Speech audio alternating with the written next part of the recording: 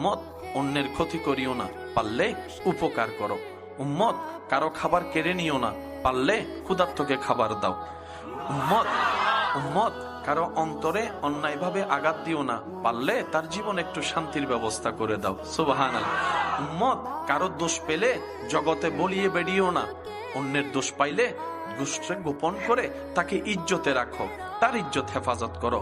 উম্মত রে, মানুষের চোখের মধ্যে পানির কারণ তুমি হইও না।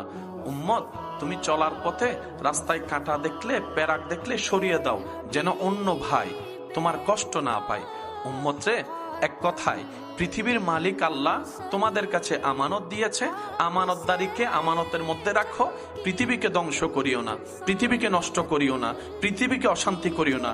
কোরআন যে কথা বলে, লা তুফসিদু ফিল আরদে, রব বলে আমার জমিনে তোমরা ভাড়াটিয়া থাকতে দিয়েছি, মালিক কাউকে বানাইনি। সুতরাং জমিনে তোমরা ফাসাদ করিও না, অশান্তি করিও না, তর্ক বিতর্ক করিও না, জামিলা করিও না, রক্তপাত করিও না। একদিন তো আমি রবের কাছেই তোমাদেরকে ফিরতে হবে। নবী বলে, উম্মত রে, যেভাবে পারো অন্যকে ভালো রেখে নিজে ভালো থাকো। হাজার ব্যস্ততার ভিতরে তোমার রিজিক দাতার দরবারে সিজদা দেওয়ার সময় বের করো।